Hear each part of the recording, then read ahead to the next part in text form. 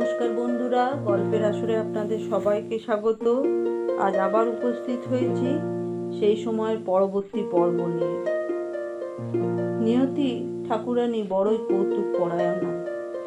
প্রকৃতির রাজ্যে যেসব নিয়ম প্রতিষ্ঠিত আছে, মাঝে মধ্যে তার কিছু কিছু ভণ্ডুল করে দিতেই তার বেশি আমোদ।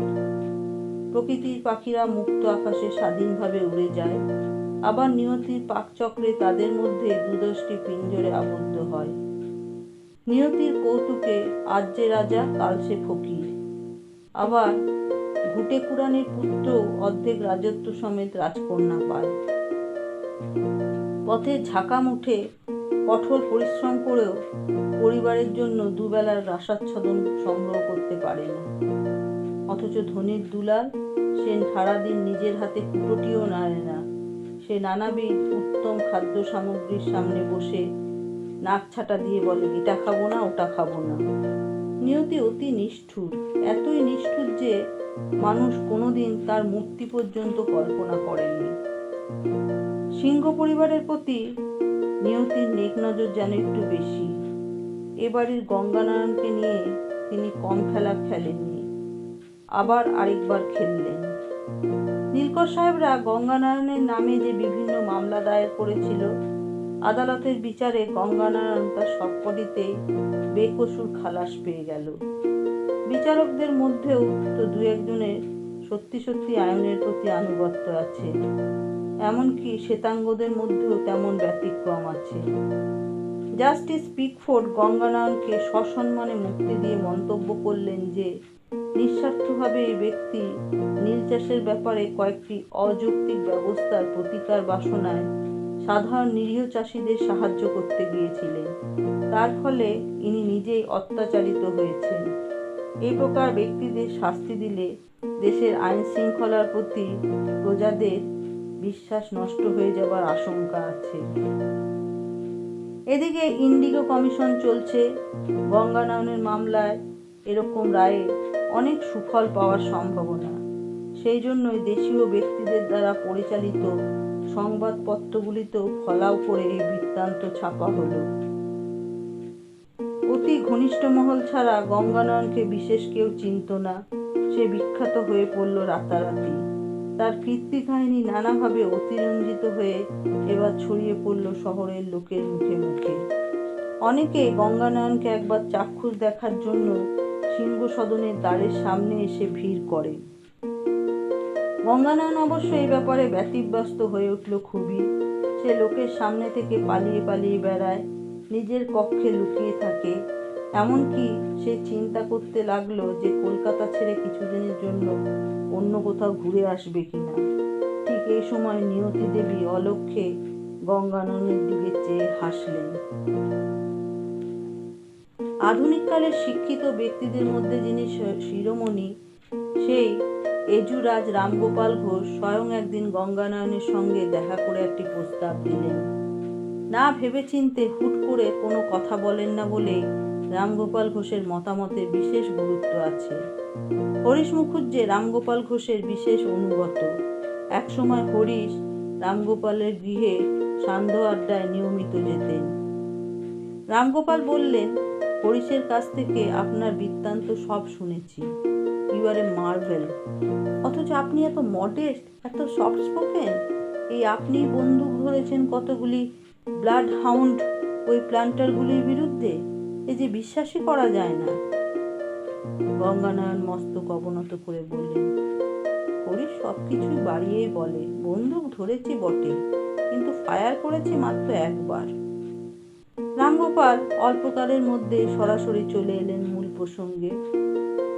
তিনি বললেন, আমার নিজের পক্ষ থেকে এবং আরো অনেকের পক্ষ থেকে আপনার প্রতি একটি নিবেদন আছে। আপনি বাগবাজারে কৃষ্ণনাথ রায়ের বিধবা কন্যা কুসুম কুমারীকে বিবাহ করার কথা বিবেচনা করে দেখুন।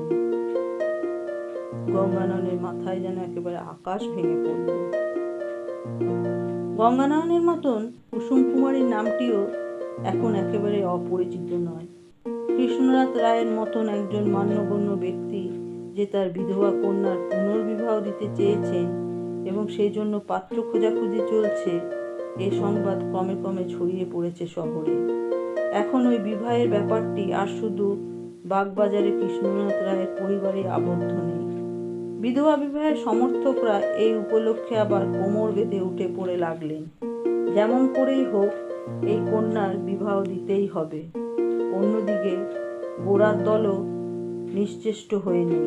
তারা ভেবেছিল এরই মধ্যে বিধবা বিবাহের ঝোঁক স্তিমিত হয়ে গেছে, আর কিছুদিনের মধ্যেই লোকে এই অনাচার সম্পূর্ণ বর্জন করবে। তার মধ্যে আবার একই হাঙ্গামা! কৃষ্ণনাথ রায়ের মতন ধীর স্থির ধর্মপ্রাণ ব্যক্তি কি হঠাৎ বুদ্ধিনাশ হলো? গোরার দল রাজা রাধাকান্ত দেবকে গিয়ে ধরল। আপনি যেমন করেই হোক এ বিয়ে আটকান।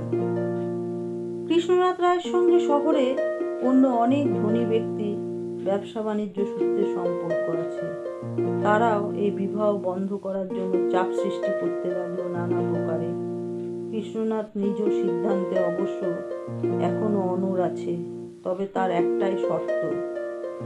কুসুম কুমারী প্রথম বিবাহের সময় তিনি ভুল করেছিলেন।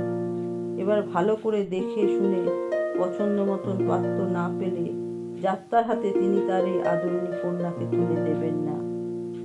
পাছে বিরুদ্ধপক্ষীয়রা কোনো ষড়যন্ত্র করে কিংবা অকস্মাৎ আবার কৃষ্ণনাথ রায়ের মত পরিবর্তিত হয়, তাই বিধবা বিবাহ সমর্থকরা যত শীঘ্র সম্ভব এই বিবাহ সংগঠিত করতে চায়। এসব ব্যাপারে কালহরণ মানেই অশুভ। এ পর্যন্ত কোনো পাত্রকে কৃষ্ণনাথ রায় মনোনীত করেননি।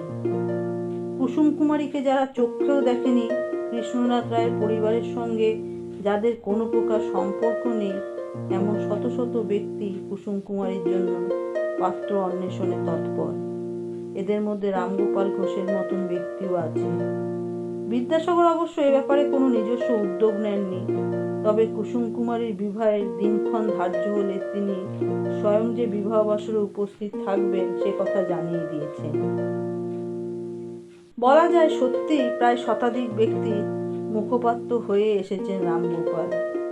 বিভিন্ন সম্মেলনীতে আলোচনায় এই জনমতই গড়ে উঠেছে যে গঙ্গানারায়ণ সিংহই কুসুম কুমারীর যোগ্যতম পাত্র। এমন উদার ও মহৎ মানুষ এখন সারা দেশেই দুর্লভ।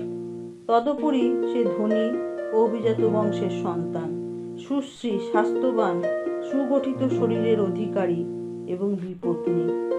কৃষ্ণনাথ রায় কোনো কারণেই গঙ্গানারায়ণকে অপছন্দ করতে পারবেন না। গঙ্গানারায়ণকে সম্পূর্ণ নীরব দেখে রামগোপাল ঘোষ আবার বললেন, আমি কন্যাপক্ষের লোক নই, সুতরাং আমার কাছ থেকে প্রস্তাব শুনে ইউ মে বি জাস্টিফাইবলি সারপ্রাইজ, কিন্তু আসলে আমরা পাত্রপক্ষেরই। আপনার কাছ থেকে সম্মতি পেলে মেয়ে পক্ষের কাছে গিয়ে কথা পারব। গঙ্গানারায়ণ এবার ধীর কণ্ঠে বললেন, আপনি কষ্ট করে আমাদের বাড়িতে এসেছেন, আমরা কৃতার্থ হয়েছি। আমার ছোট ভাই এখন গৃহে নেই, সে আপনাকে দেখলে খুবই আহ্লাদিত হতো। তবে দুঃখের বিষয় এটুকুই যে আপনাদের নির্বাচন ভুল হয়েছে। আমার আর বিবাহ করার ইচ্ছা নেই, আমি আর সংসারী হতে চাই না। রামগোপাল হেসে বললেন, আপনি বন জঙ্গল ছেড়ে সংসারে ফিরে এসেছেন, সংসারে থাকলে তো সকলকে সংসারী হতে হয়।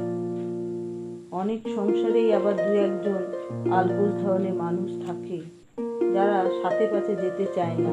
মিস্টার ঘোষ, আমি বাকি জীবনটা খোলামেলা থাকতে চাই।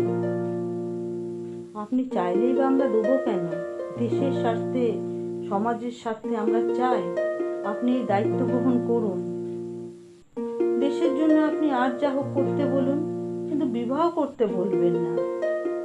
দেশের জন্য মানুষ প্রাণ পর্যন্ত দেয়, আর আপনি বিবাহের মতন একটা সামান্য কাজ করতে পারবেন না? মিস্টার ঘোষ, আমার গায়ে গেরুয়া হাওয়া লেগেছে। আমার আর দারাপুত্র পরিবারে মন বসবে না।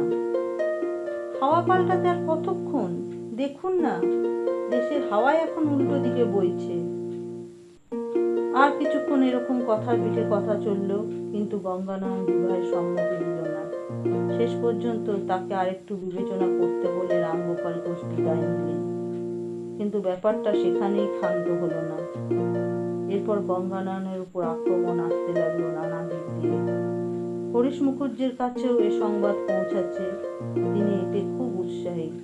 গঙ্গানয়নের বন্ধুরা গৌরদাস, রাজনারায়ণ, ভূদেব, এমনকি মধুসূদন পর্যন্ত দেখা হলেই তাকে ওই কথা বলেন। সকলেই একমত যে একটা বড় কাজের জন্য গঙ্গানয়নের এই বিবাহ করা উচিত। রাজনারায়ণ তার স্বভাবসিদ্ধ রসিকতার ভঙ্গিতে বলল, ওরে গঙ্গা, সেকেলে স্বয়ম্বর সভার কথা শুনেছিস তো? তোর হলো গিয়ে একেলে স্বয়ম্বর সভা। আমরা সবাই মিলে ভোটে তোকে বর নির্বাচন করেছি। এখন তো আর পেছপা হলে চলবে না। গঙ্গানয়ন বলল, আমি কি নমিনেশন পেপার সাবমিট করেছিলাম যে তোরা আমায় ইলেক্ট করলি?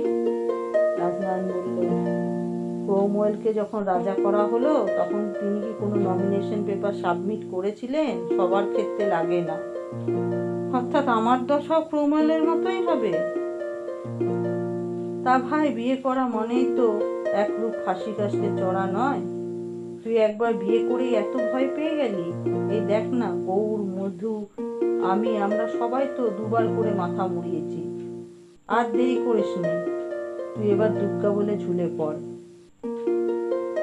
আমাকে এমন অনুরোধ করে তোরা আর বিব্রত করিস নি।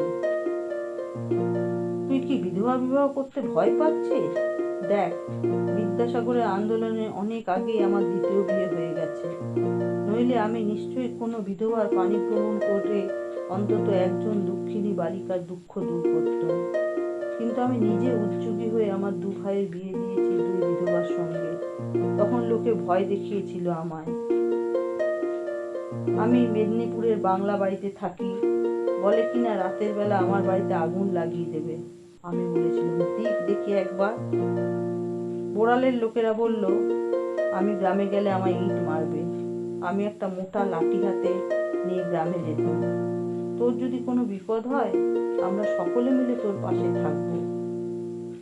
গঙ্গানয়ন মাথা ঝাঁকিয়ে বলল, না না, আমি সে কথা বলছি না। গঙ্গানয়ন তর্কবাগীশ নয়, সকলের কাছে এসে যুক্তিতে হেরে যায়, কিন্তু তার মন মানে না। অবস্থা এমন হয়েছে যে তার এখন আর কোথাও যাবার উপায় নেই। সব জায়গাতে ওই একই কথা। এরা সকলে মিলে গঙ্গানয়নের মনের কষ্ট অনেক বর্ধিত করে দিল। এতদিন পর আবার বারবার মনে পড়তে লাগলো বিন্দুবাসিনীর কথা। কুসুম কুমারীকে চোখে দেখেনি গঙ্গানারায়ণ, কিন্তু তার যে বয়সের কথা সে শুনেছে, সেই বয়সে বিন্দুবাসিনীকে গোপনে চিরতরে প্রেরণ করা হয় কাশীতে। কৈশোরের ক্রীড়াসঙ্গিনী বিন্দুবাসিনীর মুখ ঠিক যেন গর্জন তেল মাখা প্রতিমার মুখের মতো। আর সেই সময়কার সুমধুর দিনগুলি গঙ্গানয়নের স্মৃতিপটে কতগুলি স্থির চিত্রের মতন দোলে। তারপর বারাণসীর বিন্দুবাসিনীকে মনে পড়া মাত্র তার বুকের মধ্যে যাতনা শুরু হয়, যেন সব কটি তন্ত্রী থেকে ফোঁটা ফোঁটা রক্তপাত হচ্ছে। শেষে সে অমোঘ কালরাত্রিতে বজরা থেকে নেমে নৌকোর উপর দাঁড়িয়ে বিন্দু আহ শব্দ করেছিল। সেরকম একটা বুক ফাটা আর্তনাদ মানুষের কণ্ঠ থেকেও বেরোয়। তার আগে বিন্দুবাসিনী নেশাচ্ছন্ন গলায় অন্তত দুবার বলেছিল, আমার কিছুই পাওয়া হলো না রে গঙ্গা। এমন বঞ্চিত কাতরত্ব কি গঙ্গানয়ন কোনোদিন ভুলতে পারবে? সে প্রাণপণে ভুলে থাকার চেষ্টা করেছিল। কেন সকলে মিলে তার এই দুঃসহ স্মৃতিকে আবার উস্কে দিতে চায়? বিন্দুবাসিনীর সঙ্গে শেষ সাক্ষাতের কথা গঙ্গানয়ন কারুকে বলেনি। এই গোপনীয়তার বিপুল ভার সে সারা জীবন একলা বহন করবে। কোথায় গেল বিন্দুবাসিনী? সে নিশ্চয়ই সাঁতার জানত না। নগর কলকাতার বনদী পরিবারের পুরাঙ্গনা, তাও বালবিধবা, তার সন্তরণ শিক্ষার সুযোগ কোথায়? তাছাড়া বাঁচতে চায়নি, ইচ্ছে করেই লাফ দিয়েছিল নৌকা থেকে। জলের গভীরে তলিয়ে গেছে, হাঙরে কুমিরে ঠুকরে খেয়েছে তার দেহ। এক রাত্রে বিন্দুবাসিনীকে স্বপ্নে দেখল গঙ্গানারায়ণ। বারাণীর বিন্দুবাসিনী নয়, সে প্রাণোচ্ছলা কিশোরী, যার সঙ্গে একসাথে গঙ্গানারায়ণ পণ্ডিত মশাইয়ের কাছে সংস্কৃত পাঠ নিত। স্বপ্নের বিন্দুবাসিনী অভিমানে ভুরু বাঁকিয়ে বলল, তুই না বলেছিলি আমায় মেঘদূত কাব্যখানা পড়াবি, মিঠু? তোর কোনো কথার ঠিক নেই। স্বপ্ন ভেঙে জেগে উঠে গঙ্গানয়ন অনেক দিন পর ফুপিয়ে ফুপিয়ে কাঁদল। অন্ধকার কক্ষ, রাত্রি নিশুতি, তার এই কান্নার কথা আর কেউ জানবে না। মুলুকচাঁদের আখড়ায় হরিশ মুখুজ্জে একদিন নবীন কুমারকে জিজ্ঞেস করল, তোমার দাদা এ বিয়ের ব্যাপারে কিছু ঠিক করলেন? আমার কাছেও কতদিন যাবৎ আসছেন না। নবীন কুমার মুলুকচাঁদের আখড়ায় আবার নিয়মিত যাতায়াত শুরু করেছে। প্রতিদিনই অত্যধিক সুরাপান করে শেষে একসময় চেতনা হারায়। এখন সে ঠিক যেন হরিশ মুখুজ্জেরই পদাঙ্ক অনুসরণ করছে। সারাদিন মহাভারত অনুবাদ এবং অন্যান্য কাজ প্রভূত পরিশ্রম করে তারপর সন্ধ্যা থেকে এখানে এসে শুরু করে মদ্যপান। তবে আগের তুলনায় সে অনেক গম্ভীর। অন্য সকলকে চুপ করিয়ে রেখে নিজে একা একা কথা বলার অভ্যেস একেবারেই পরিত্যাগ করেছে। মাতলামির হুল্লোড়েও সে যোগ দেয় না এবং বারনারীদের সম্পর্কে কোনো আগ্রহ নেই। নর্তকীরা এলে সে পাশের কক্ষে শুতে চলে যায়। মুলুকচাঁদের ব্যবসার অনেক শ্রীবৃদ্ধি হয়েছে ইতিমধ্যে। রাজস্থান থেকে সে তার ভাই ও আত্মীয় স্বজনদের এসে নানান ব্যবসায় জুড়ে দিয়েছে। বড়বাজার অঞ্চলে অনেকগুলি বাড়ির মালিক সে নিজে। যানবাজারের এই আখড়ায় সে আর প্রতি সন্ধেবেলা আসতে পারে না, তবে ব্যবস্থাদি সবই ঠিক থাকে। মনে হয় এই আখড়াটি সে টিকিয়ে রেখেছে শুধু হরিশ মুখুজ্জের জন্য। রায়মোহন এখানে আর আসে না, এটা নবীন কুমারের পক্ষে একটা স্বস্তির বিষয়। হরিশের প্রশ্নের উত্তরে নবীন কুমার সংক্ষেপে বলল, কি জানি। হরিশ সচকিত হয়ে উঠে বলল, as a matter of fact I was going to ask you. তোমার এ ব্যাপারে কোনো উৎসাহ নেই কেন বলো তো বেরাদর? কদিন ধরেই লক্ষ্য করছি তুমি এ সম্পর্কে একটি কথাও কও না। সবাই যখন এত মাতামাতি করছে। নবীন কুমার বলল, আমি আর কি বলবো? তুমি তোমার দাদাটিকে বোঝাওনি? গঙ্গানয়ন আমাদের গর্ব। You have many plans together. গঙ্গাতে আমাদের দেখো না, সামনের বছর থেকে একটার পর একটা মুভমেন্ট লঞ্চ করব। আগামী 10 বছরের মধ্যে আমি এই ইংরেজ বেটাদের ঢিট করে ছাড়ব। এসব মুভমেন্ট করতে গেলে কি নতুন বিয়েতে জড়িয়ে পড়লে চলে? তাতে বাধার সৃষ্টি তো হবার কথা। না না, এই বিয়েটা করা বিশেষ দরকার। এই উদাসীন জাতিকে বারবার ঘা মারতে হবে। এক একটা মুহূর্ত এক্সাম্পল সেট করতে হবে। গঙ্গানয়ন সিংহের মতো মানুষ যদি বিধবা বিবাহ করেন, তাহলে আরো কত লোক এরকম কাজ করতে ভরসা পাবে। আমার মনে হয় এ বিয়ে হবে না। কেন? আমার মা বেঁচে রয়েছেন। তিনি হরিদ্বারে থাকুন আর যেখানেই থাকুন, এই খবর ঠিকই তার কানে পৌঁছাবেন। তিনি ডুকরে ডুকরে কাঁদবেন। দাদা নিশ্চয়ই মায়ের মনে এরকম দুঃখ দিতে চান না। হাতের গেলাসটা নামিয়ে রেখে হরিশ মুখুজ্জে মহা উত্তেজিত হয়ে বললেন, তুমি তুমি এই কথা বললে নবীন? তুমি প্রতিটা বিধবা বিবাহের জন্য 1000 টাকা দান ঘোষণা করেছিলে, সেই তোমার মুখের এমন কথা? তুমি না বিদ্যাসাগরের চেলা? এখন নিজের পরিবারের এই বিয়ে ঢুকছে বলে অন্য সুর গাইছো? জানি জানি, তোমরা সব একটু এদিক ওদিক হলে বাপ মায়ের সুপুত্তর হয়ে যাও। মুখেই মারিতং জগৎ। তারপর দায় পড়লেই ভালো মানুষের মতন মুক্তি করে বলো, কি করব ভাই, মা অনেক করে বললেন তাই বিয়েটা করে ফেললুম। হে, আমি যে কাগজ চালাবার জন্য সর্বশান্ত হচ্ছি, সাহেবদের সঙ্গে মোকদ্দমায় জড়িয়ে পড়ছি, সে কি আমার মায়ের মত নিয়ে? তোমার দাদা যদি এ বিয়ে করতে ভয় পান, তাহলে তার সঙ্গে আমার আর কোনো সম্পর্কই রইবে না।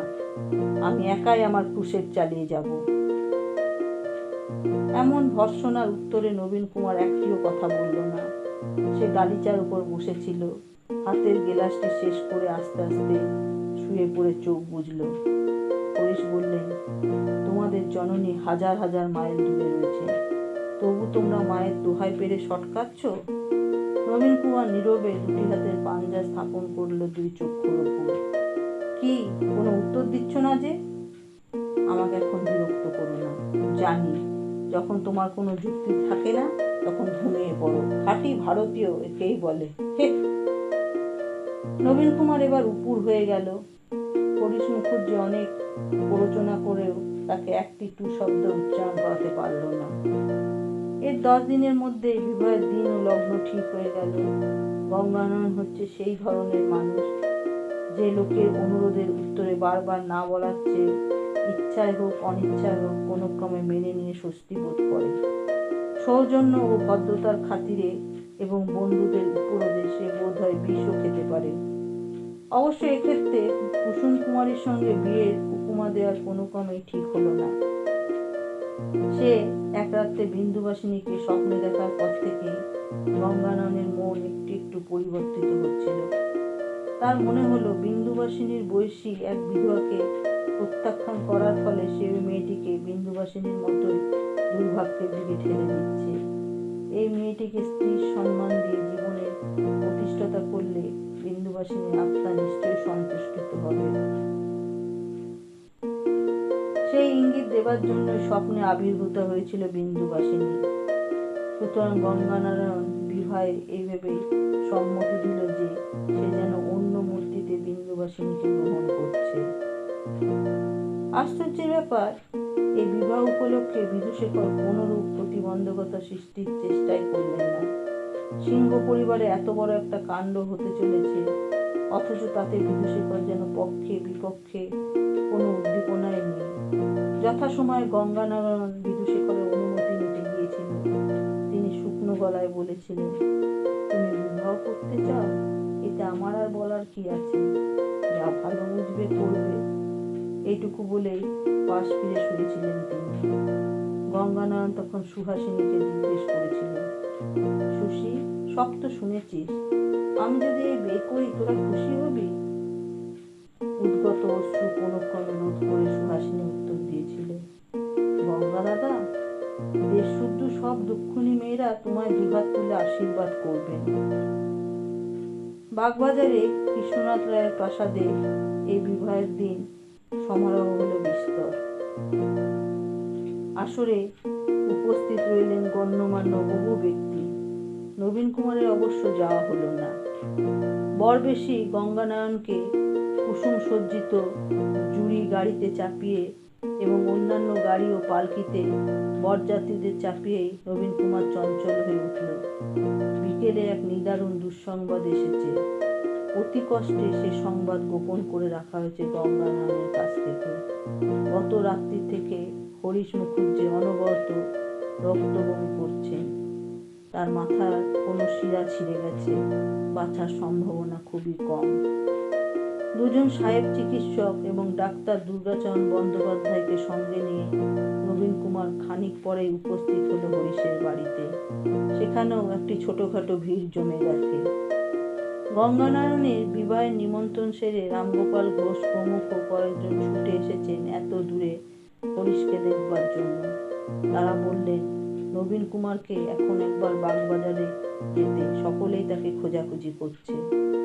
গঙ্গানয়নকে হরিশ ও নবীন কুমারের অনুপস্থিতির কারণ সম্পর্কে নানারূপ ভুজুং ভাজুং দেওয়া হয়েছে।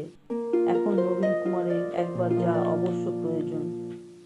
কিন্তু মুমূর্ষ বন্ধুর শয্যাপার্শ্ব ছেড়ে নবীন কুমার কিছুতেই উঠে যেতে রাজি নয়। রাত্রি ভোর হবার পর বহু কার্য অসমাপ্ত রেখে বহু মানুষকে কাঁদিয়ে শেষ নিঃশ্বাস ফেললেন হরিশ। আগের দিন থেকেই তার বাগরোধ হয়েছিল। মৃত্যুর আগে ঘনিষ্ঠজনদের একটি কথাও বলে যেতে পারলেন না। হরিশের গৃহের সামনে যে ছোটখাটো একটা জটলা জমেছিল, সেখানে মাঝে মাঝে এসে উঁকি দিয়ে যাচ্ছিল রায়মোহন। ভেতরে যায়নি, যাবার মতন অবস্থাও নয়। তার পোশাক শতচ্ছিন্ন, বার্ধক্যে শরীর নুজো হয়ে গেছে, চক্ষু দুটি স্তিমিত, ঠিক পথের পাগলের মতন চেহারা, চেনাই যায় না আগেকার মানুষটিকে। শেষ সংবাদ শোনার পর সে বেসুরো জড়িত কণ্ঠে তৎক্ষণাৎ রচিত একটা গান শুরু করে দিল। নীল বাঁদরে সোনার বাংলা করলে রে ভাই ছারখার, অসময়ে হরিশ মূল রঙের হলো কারাগার, প্রজার প্রাণ বাঁচানো ভার। বন্ধুরা, আজ এই অবধি। পরবর্তী পর্ব নিয়ে খুব শীঘ্রই উপস্থিত হব। যদি আপনাদের ভালো লেগে থাকে তাহলে দয়া করে লাইক ও শেয়ার করবেন, আর যারা নতুন তারা দয়া করে সাবস্ক্রাইব করবেন। ধন্যবাদ।